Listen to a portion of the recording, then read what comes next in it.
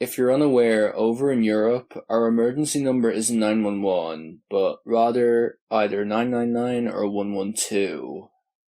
999 is used in most other countries such as the United Kingdom and the Republic of Ireland, and was first used in London on June 30th, 1937. Just thought I'd provide a quick bit of information about the emergency phone numbers that we use across the pond. Now, without any further interruptions, let's begin. Helen Bailey was an author from Northumberland, England.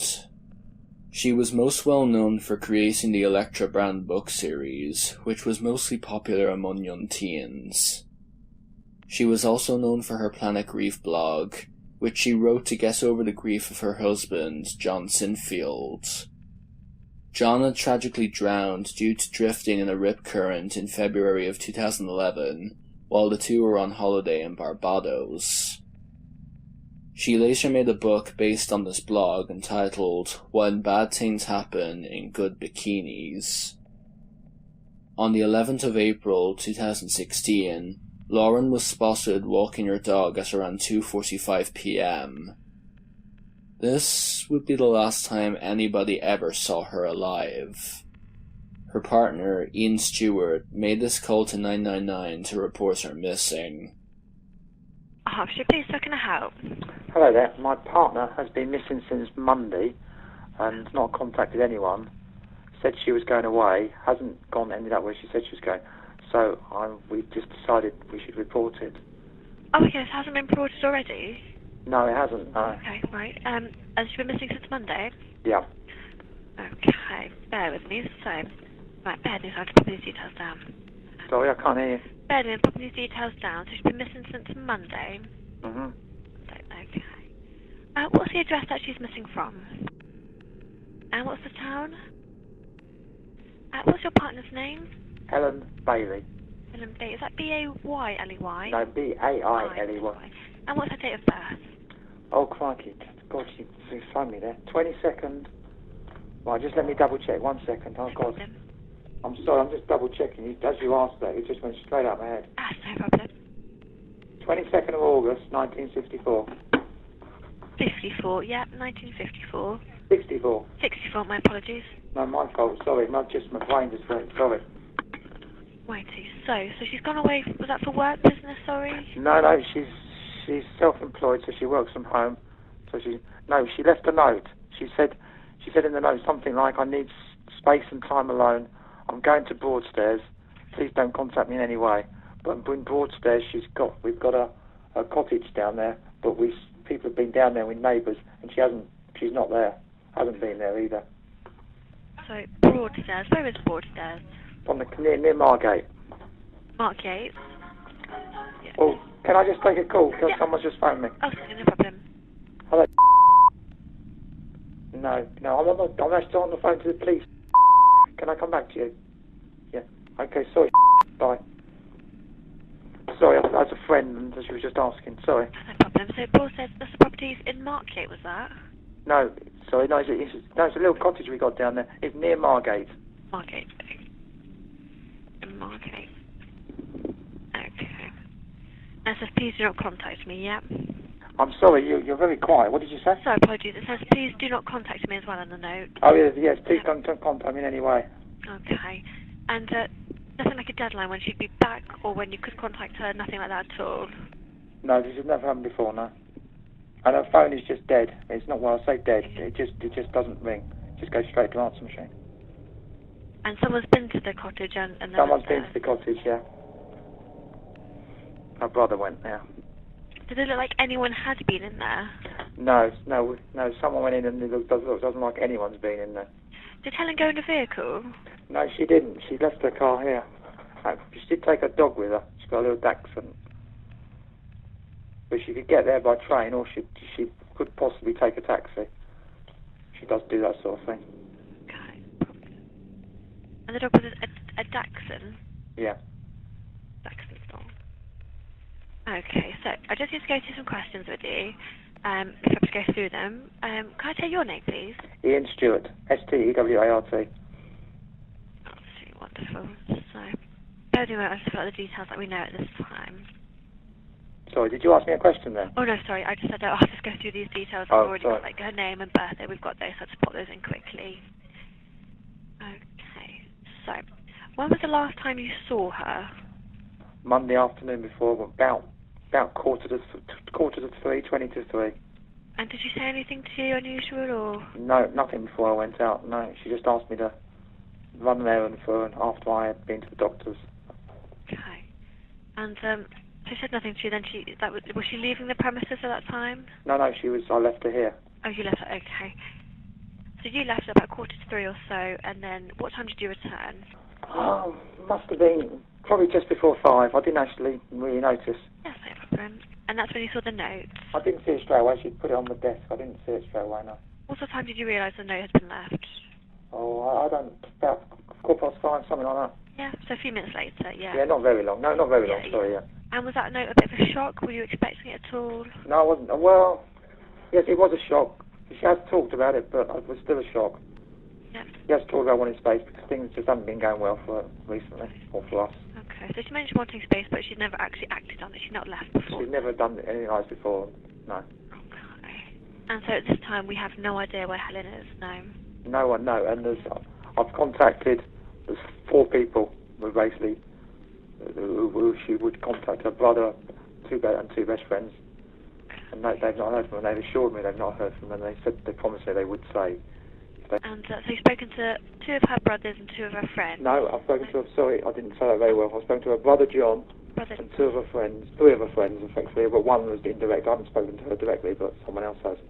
So there's 3 girlfriends, or 3 women, and her brother. And they're the only people who know at the moment because and the neighbours down at Broadstairs sort of have an inkling that we're all concerned. No. But we haven't said it, we haven't told her parents, or my parents, or my sons. Oh, okay, so your parents and Helen's parents aren't aware of this at the moment? Not at the moment, no. Although her brother has spoken to her parents and he's sure she's not there. This may sound silly, but she's definitely not at home, no? No, her brother asked that. I've literally checked everywhere. We have got quite a large house, but I have literally checked everywhere. And she's never been missing before, no? Not since I've known her 5 years, but no, and her brother says no. Does she have anything, any sort of medical or psychological issues at all? Well, she's menopausal. That's the only medical issue she's got. Yeah. But she did have well, I don't like to use the word breakdown. So brother said it wasn't a breakdown, but she did see she did see a psychologist and she was in group therapy. Her friend thinks it was probably about 10 years ago, maybe longer. She hasn't said much about that to me, but she did go through that, yeah. So yes, the answer is to that. Yeah. That was about 10 years ago. Well, I think so, yeah. That's what I've just told you is all I knew. Yeah. All I really know. That's all her friend really knows as well. No problem, thank you. Does she take any sort of medication that she critically needs, do you know? No, she's not. I've been wanting her to go to the doctor because of why, but she won't go to the doctor. The only medicine she takes is what she buys over the internet. Things like herbal stuff, vitamins, that sort of stuff. Oh, okay, no problem. Yeah, nothing, no medical condition, nothing like diabetes. Okay. And again, sorry to repeat this, but she's not attempted suicide or self-harm ever before, no? No, everyone's sure she hasn't, no. Okay. And can she interact safely with other people? Would she be happy going up to someone asking for directions? Oh yes, she's she's an author, she's a children's author and she's written books, yeah, she's very good talking to people. And is she ever likely to be a victim of any sort of abuse that you know of? No, she's a very strong person. It's very hard to abuse Helen. She come back to you very strongly. She lost her husband, well, about just over 5 years ago. And that's how I met her, because I lost my partner, and we met through the bereavement group. Oh, I see. Okay. Sorry. I don't know if that's relevant, but I just thought you should better tell you. Oh, yeah, I can pop that down. It all helps. May seem a bit random, but is she likely to be involved or subjected to crime at all? Did she say it was... I'm sorry, I heard the word crime, but I don't know... Is she likely to be involved with or subjected to crime? No. No. And could you describe her dog for me, if that's all right? It's a miniature dachshund. I mean, it's brown. It's not white. It's a smooth coat miniature dachshund. So it's pretty self-explanatory. Is it male, female? It's male. Does it wear a collar or anything? Yes, it does. It wears a yellow collar. Well, it does when we're out. Well, it doesn't in the house, but it does when we're out, yeah. Yeah.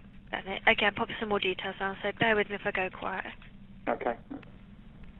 Okay, so just need to go through her sort of physical appearance now, if that's all right. So, what's her height initially? Oh, I'm going to guess here. She has told me, but she's probably 5'10", just something like that. Quite tall. 5'10", yeah. And what sort of build? Is she slim? Slim. Medium, slim? That's easy. Her hair colour and style? It's on the shoulder, long. She won't like me saying this. It's black going grey, grey streaky. Not grey streaky. It's going grey. So it's black. It's black, but she's just let it natural. So it's got grey highlights in, if you like. Great. Probably the best way to describe it. And her eye colour? Oh my God! How do you forget these things? I don't know at the moment. Sorry, it's just gone out of my head. That's no problem. Sorry, God, that's terrible. That's no problem. And her sort of skin colour? Pale, I guess I would say. Pale. Oh yeah, is that sort of white pale? Yeah. Yeah, white pale. Yeah. Yeah. Okay. God, how can I not remember her eye colour? That's terrible. All right. And what sort of clothes would she typically wear? What sort of clothes? Yeah. Well, typically, Yeah. jeans and a shirt. Jeans typically just day to day. Does she usually have a handbag with her? Well, I don't. I have. She's got quite a few. I don't know. I would normally yes, but I don't particularly know which one she's taken. If she's taken one. No problem at all. Brilliant. And can I please take down her contact number if that's okay? Of course it is. I'm gonna have to look it up because it's something I can never remember. It's just in my phone, if you know what I mean. That's no problem. Yeah. Yep. And it's currently been turned off all this time. Well, that's what we think. Yeah, or it's out of service, out of range, or. Brilliant. Okay, so I've got that information. Leave that with us. What I will do now is I will send this across to our officers, and what we'll do is make some sort of inquiries about her, see if we know if it might be with police and hospitals, etc. We'll cover all those bases. If you have any further information, please do give us a call, and what we'll do is give you a call if we have any further or we need any further information. All right. Okay. So what do I do? Is there anything else to be done now? I mean. I say no, not at this time. If I give you the reference number for this call, it's at 475. 475. Yep, and that's of today's date, which is the 15th of the 4th. So if I want to ring you, what do I ring 101? That's how I got through to you. Is that the right way to come? Yeah, if you call us on 101 and just say reference number 475 of the 15th of the 4th, and we can find this log and we know exactly what's going on. Okay. Alrighty. Would you mind as well if I just take the whole address of the cottage, if that's alright? The whole address of the cottage? Wow. Yeah, you've got it. Crikey. I'm not sure if I can give you that. I just go there. I'm going to have to look that up. I really don't know. I know it's Raglan Place. I don't know what number it is. I just give you a number. I'm sorry, I'll have to look that up. I really will. I just go there. Oh, no, I don't know. I don't know without looking that up somewhere. That's no problem. It's somewhere I just go, and I don't think I've ever. I must have the address. I've got the address somewhere, but I just don't know what it is. Sorry, no. That's no problem at all. I'll let our officers know at this time we don't have the cottage address. But if you do find out, just give us a call. Yeah, no, I've got it obviously, but it's not something I've never had to write there or anything. So yeah, okay. All right, then. So leave that with us for the time being, and we'll be in contact with you shortly. Okay. So when you say, because I'm going to be, because I've got as well and two friends, when you say shortly, what are we talking about? A day, 2 days? It's all dependent. I couldn't say. It depends if we know where Helen is, if we have any further leads, etc. It just all depends on what information we have. Okay. All right. What's your best contact number? Did I give you my mobile number? I don't believe you have. I've got Helen's. So my mobile number is the best contact number. Yep. I'll save that in there. Brilliant. So leave that with that, and again, we'll be in contact as soon as we can be. All right. So it's just a question of waiting. There's nothing else you do at this stage. Like I say, we'll just do our initial inquiries, and yeah, it's just a case of waiting, unfortunately. Okay. Just because I've got to talk to a brother and two friends. So yeah. And again, if you give them the reference number, if they have any further information, they can always give us a call, and we can add to it. All right. Do they have to, just because they are? Well, the brother's in London, another friend's in London, another one's down in Chichester, I think. Oh, right. Yeah, how do they get through to Hertfordshire? I say it will take them through to their home county, but they can always ask to be transferred to Hertfordshire. Oh, okay. Okay. All right. Okay, thank you. No problem at all. Thank you. Okay, bye-bye. Bye.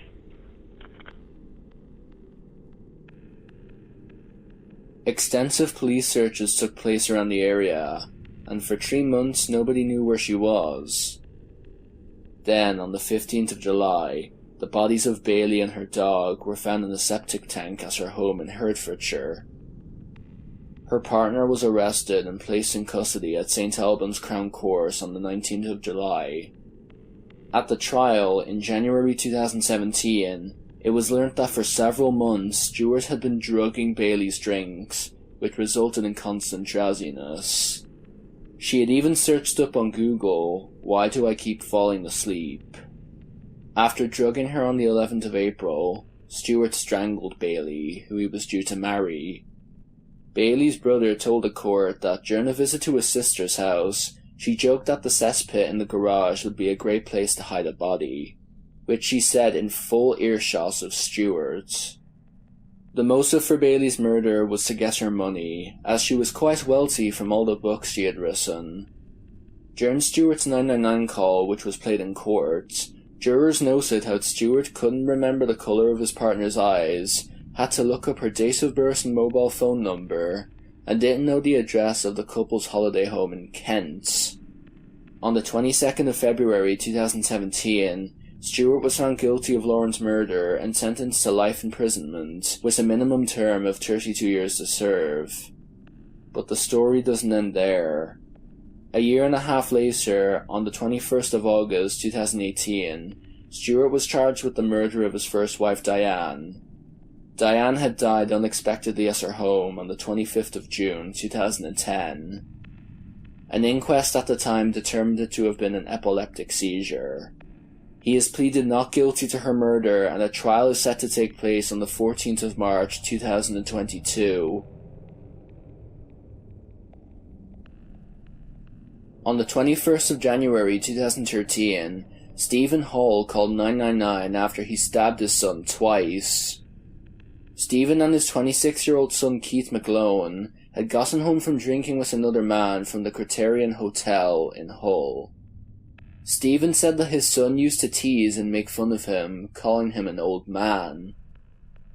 While Keith was preparing to make a meal for him and his father, Stephen grabbed an 8-inch kitchen knife and plunged it into his chest. Despite yelling, "Dad, please don't!" after the first wound, Stephen didn't listen and stabbed him again. He then ran outside and shouted, "What are you looking at?" to his neighbours before running back inside and making this call to 999. I'm sad, please. What's your emergency? I've stabbed my son and he's in the bathroom. I don't know if he's alive or dead. Right, what's your address?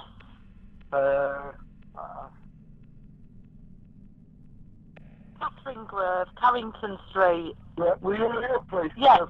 What's your son called? He's not, I think he's dead. How old is he? He's 26. What, and you stabbed him? We had an argument and I didn't mean to. Don't worry, I'm going to help you. Just don't put the phone down because I need to ask you some questions. I didn't mean it, I got angry. Right. I got so angry, I can't believe it. Okay, what's your name? Steve Hall. Steve? Yeah. And what? Alright, and what's... we're dealing with this as an immediate. They're coming straight away. We're going to get you an ambulance as well. Alright. What did you stab him with? A knife. A knife? Yeah. Right, what sort of knife?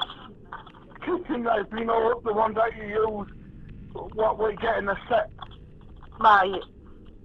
Alright, don't worry, my name's Louise. Just stay on the phone with me. We're getting an ambulance. Alright. I know you. So you've been arguing? I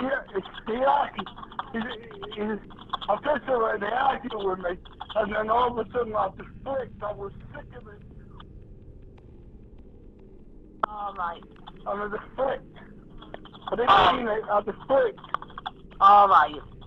Well, you've done the right thing ringing me, so you stay on the phone with me. Alright. You're alright, Stephen? Yeah, they can mess me, they can do what they like, but I hope the service, please. Yeah, well, hopefully everything will be alright, okay? They won't, because he's not moving. Sorry? He's not moving. He's not moving. Where have you stabbed him? Where have you done it? He's in the bathroom now. Yeah, but what? I did it in the living room and he's in the bathroom. Right. About 15 minutes ago. Whereabouts on his body? I don't know because he's got caught and I just went like that. So you stabbed him in the living room? And how did he get in the bathroom? He walked there. He started hitting me with it. Did he just collapse? And then when he hit me, I stabbed him again. I should have stabbed him second time. I stabbed him twice. You've stabbed him twice? Yeah. Please. Okay. Alright. I flipped. I know you did. I know you did, Stephen. Police were told that Stephen and his son were arguing at the pub that night, and Stephen allegedly said, "If you don't leave me alone, I'll kill you."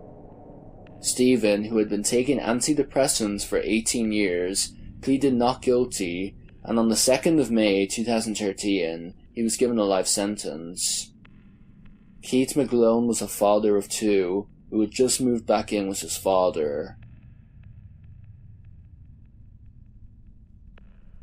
On the 22nd of October 2018, 32-year-old Mohammed Anhar Ali called 999 after he just strangled his estranged wife. Mohammed and 25-year-old Nanzia Begum had been married for 2 years until November of 2017, when she asked for a divorce. He then got information that she started seeing another man in April of 2018. On the 21st of October 2018, he agreed to divorce Nanzia. He was then spotted on CCTV purchasing cables from a shop. He then managed to enter Nanzia's flat, located in Bow, East London, and hid in the cupboard and waited for her. Nanzia later came home from her mother's house. At around 6 a.m. the following morning, this 999 call was made. Met police, what's your emergency? Yeah, I need police and ambulance. What for? Actually, I killed my wife. You killed your wife? Yeah. Okay, but so how did you kill her? Pardon? How did you kill your wife? It's with his scarf and he went hold her neck. And, you strangled her with her scarf? Yeah. When police entered the house, Mohammed was calmly sitting and drinking tea. He told the police to please be quiet because his daughter and stepdaughter were asleep upstairs. Nanzia's body was found face up on the living room floor, with cables around her ankles, and her nose, lips, chin, and upper neck were bruised. Her lips were also cold to the touch. On the 17th of April 2019, Mohammed was sentenced to 26 years in prison. On the 18th of September 2012, 29-year-old Dale Cregan called 999 as a hoax in order to lure police officers to his house and kill them. 4 months prior, on the 25th of May, Dale had shot and killed 23-year-old Mark Short after a fight broke out in the Cotton Tree pub in Droylsden, a town in Greater Manchester. He also wounded 3 other people in this attack. Around 3 months later, on the 10th of August, he went to the house where Mark's 46-year-old father David lived and killed him by shooting him and throwing a hand grenade at him. A month after that, a cannabis dealer who was wanted for murder made a fake call to 999 at 10:16 a.m. to get the police to go over to his house.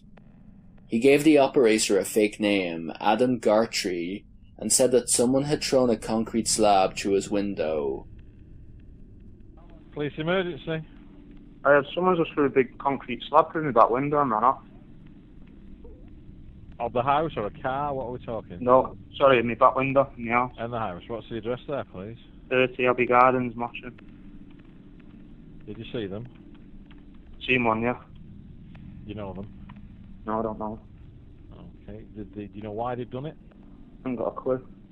Okay. Is it a rear window, did you say? Yeah, it's in the back garden. Were you in the room where it came through, or did you hear the bang? No, and look I was down? upstairs. I looked out the window and seen one boy running off. Is it a kitchen window that's gone through? Yeah, kitchen.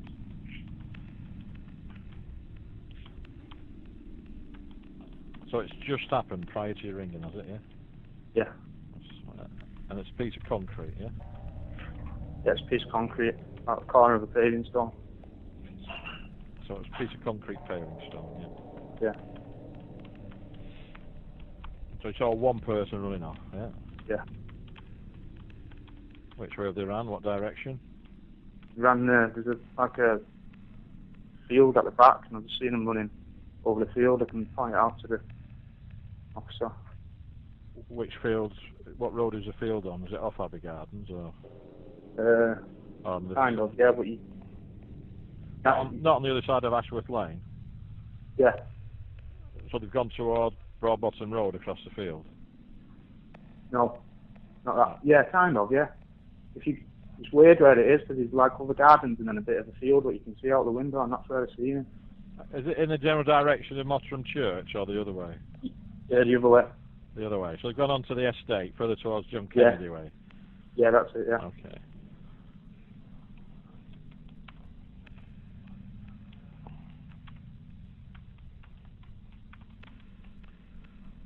Okay. Was he a white male? He had an adult mate, so I couldn't really tell you, but He was a male though, yeah. Yeah, he was a male. You know how old he was? No, but he was about my size, about 5'9". Was he slim, Medium build. Medium build. And what was he wearing then? Black coat with a hood up, grey tracksuit bottoms. Black hooded coat.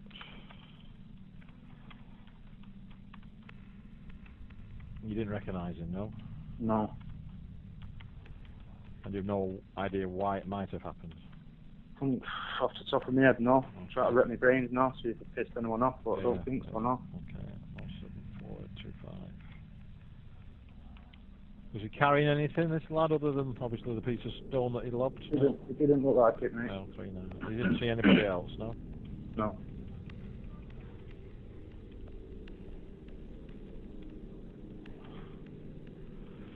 Your name, please?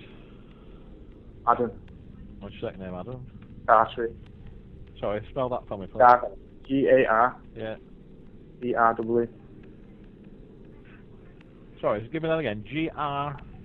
G-A-R. Yeah. T-R-E-E. E-R-E-E? No, T-R-E-E. Right. Gartry. Gartry. Sorry, that's what I didn't know. Okay. And you live at 30, do you, Adam? Yeah. Okay.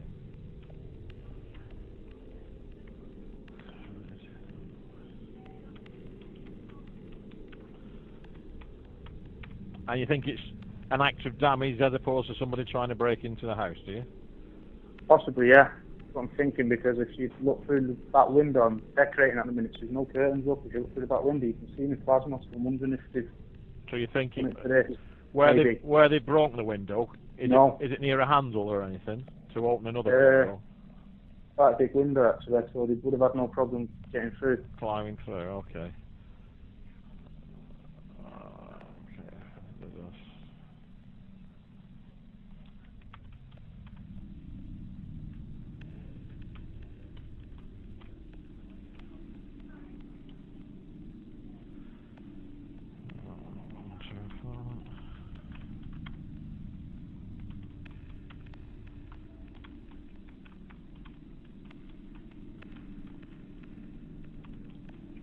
You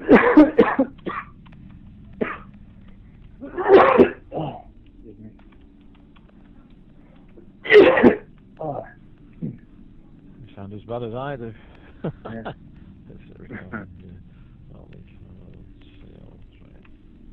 Right, I'll get an officer up there, have a look round, see if they can see anybody similar, and then they'll come and see you. All right, Adam? How long would it take? Do you know roughly? I know that it's not that serious. But... Well, because it's just happened, it's gone in on the priority, so that's within the hour, certainly. But okay. They'll try and get up there as soon as, if there's a possibility he's still knocking about. All right then, thanks very much. Okay. I'll wait. I'll be waiting. All right, Adam. Bye-bye. Bye-bye. 2 police constables, 32-year-old Fiona Bowen and 23-year-old Nicola Hughes, arrived at Dale's house at 10:52 a.m, and that's when he opened fire. Hughes tried to run but was hit in the back and immediately paralysed. Bowen tried to shoot him with a stun gun, but Dale fired 24 bullets into her. He then threw hand grenades at both of their bodies. A total of 31 seconds passed between them getting there and being killed. A total of 32 bullets were fired. Dale then turned himself in and confessed to the murders. Dale had been drinking alcohol the night before, knowing that it would be his last night as a free man. He told the police that they were hounding his family, and that's why he had to kill the police officers, but expressed regret that they were women. On June 13, 2013, Dale was sentenced to spend the rest of his life in prison. The day after the 2 constables were killed, a moment of silence was held at 11 a.m. by all of the police in the Greater Manchester area, and the Union flag was lowered to fly a half-mast. The British Prime Minister at the time, David Cameron, described the attack as a shocking reminder of the debt we owe to those who put themselves in danger to keep us safe and secure. The killings also sparked a debate about if police should be armed, as, if you don't know, all of the police in the UK except Northern Ireland are unarmed. The Republic of Ireland also has unarmed police, as well as Norway, Iceland, and New Zealand. Do you think that we should arm our police? Let me know in the comments.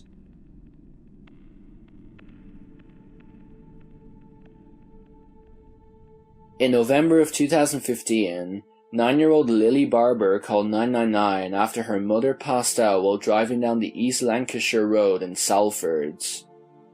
41-year-old Claire was driving back to their home in Bootstown with Lily and her 6-year-old sister Eva after visiting her partner in Wigan, when she unexpectedly stopped the car and fell out of the side of the road unconscious. Thinking quickly, Lily grabbed her mother's phone and called 999.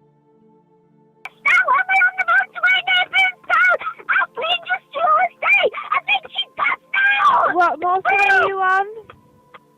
I don't know. I can't see. Do you know what area you're in? I'm near Bootstown and Ashley. I'm in between Bootstown and Ashley. I've just come from Wigan. You've just come from Wigan, okay. Yeah, and Lily passed out and she's only just breathing. Right, okay. I'm in the car by myself. Right. What colour car are you in? I'm in a white Fiat 500. Right, okay. What's your name, sorry? Lily Barber. Willie Barber? Yeah. What's your mum's name? Claire Adele Barber. Right, okay, let me a second. How old's your mum? Mummy! Huh? How old's your mum? 40. She's 40. Is she breathing? Yeah, only just, but right. She's really ill. She just passed out. We pulled over. Okay. She's alive. She's just very poorly. All right, I'm staying on the phone with you, okay? Can you try to speak to her and get her to talk to you? She's completely passed out. She can't talk. She just noticed she's just going, right, okay. Has she not been mental stress illnesses? She hit really hard. Yeah, she's blinking. She just blinked. Wigan. You've come from Wigan, haven't you? Yeah, and I'm in between on the way to Bootstown and Ashley Industrial Estate. You're near Ashley Industrial Estate? Yeah, I think we're right next to it. I'm not sure. Right. I'm not very good with motorways.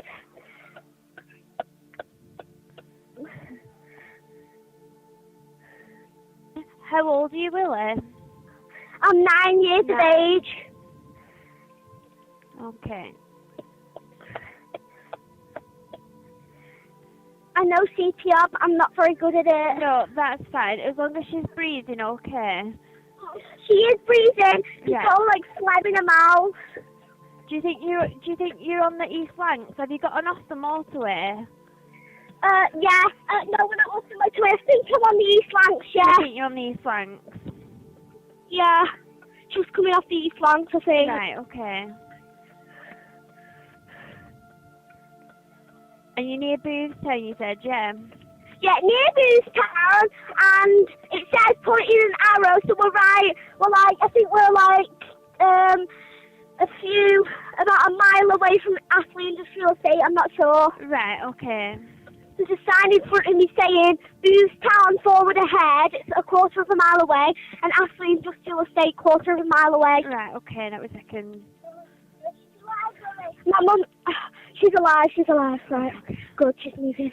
And you pulled up on her shoulder, yeah? She's just lay down. Right, okay. She's really poorly. Right, okay, that was a second. We're going to get people to come and help you, okay? And you say your little sister's in the car as well? Yeah, she's right next to me. She's really upset. She's only sick. Right, okay. Can you see any shops or any takeaways nearby you? No, we're completely in the middle of the motorway. Right. I think I recognise the area. It's somewhere near our house in Boothstown. Right. I think it's near where you turn into Walkden and where you get the Woodside. I think it's somewhere near there. Okay, that was a second. So you think you're near returning for Walkden, yeah? Yeah. Right, okay. Can you see anything else nearby? Is there any buildings nearby or anything like that? Can you see? No, but there's loads of plants. You can Loads see of like weeds. Right. And you think you're near Astley Industrial Estate, did you say, as well? Yeah, I'm definitely near there because it says on this sign right in front of me, quarter of a mile from Astley Industrial Estate. Right.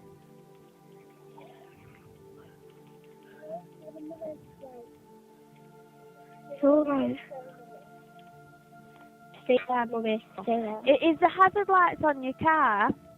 You know, the flashing lights on the car, can you put them on? You know, like the indicator. I don't know how to do it. Right, okay. Can you see a little triangle near the steering wheel, you know, where the radio is? There should be a little triangle that's got a red button on it. If you press that, it'll put the red little triangle. Yeah, press that for me, yeah. And right, as it started clicking, and the lights flash it, yeah. My mummy's getting out of the car. Right, Mummy, tell her not to get out of the car. Mummy, don't get out of the car. Don't get out of the car, Mummy. Mummy. She's going outside to the plant. I think she's going to be sick. Right, okay. She can walk, but she's stumbling a bit. Right. Oh my God, she just fell. Right. Oh, don't worry, she hasn't hurt herself. She got back up. Back up. God. Keep an eye on her, Eva. Don't let her go anywhere. I think we need to check with her. Get out the car, Eva. Get out the car. No, stay in the car for me, please. Stay in the car, Eva. Yeah, stay in the car, okay. Should we keep my sister in the car? Yeah, I don't know where she's walking to. Right, just shout your mum back. Try and get her back to you. Mommy! Can you hear the sirens? Yeah, they just drove past us, so I think they're turning round at the roundabout. Yeah, I'll She's on the road. She's in the driving mode. Oh, she's back on the grass. I think we need to get out because she's actually walking away. No, you stay in the car with me, Willie, okay? Because that's where you're safe. There's lots of fast cars on that road, okay? You need to stay in the car. She's leaving us and stumbling around scared. She's going to hurt herself. Yeah, we've got officers on the way, so you stay in the car, okay? Right, she's just got back on the grass. Get out. The police are here. Is the police there with you? Oh, Mummy's there. She's walking away. She's waving for me. She just passed out and she's walking far away. She's down there. She's there. She's walking, but she's stumbling. Willie, are you with the police now? Hello, it's PC12825 here. I'm with these kids. Alright, thank you. Bye. Alright, bye. Thankfully, Claire made a full recovery and said she was extremely proud of her daughters. She said that she had taught them how to dial 999 from a young age, and believes it should be taught to all children. The 2 girls, who were only in primary school at the time, were awarded a Certificate of Chief Constable Citizen Commendation. The Chief Constable, Ian Hopkins, met the 2 girls, and said that they showed real bravery and maturity that day. And if Lily and Eva happen to find this video, you guys did an amazing job and are true heroes.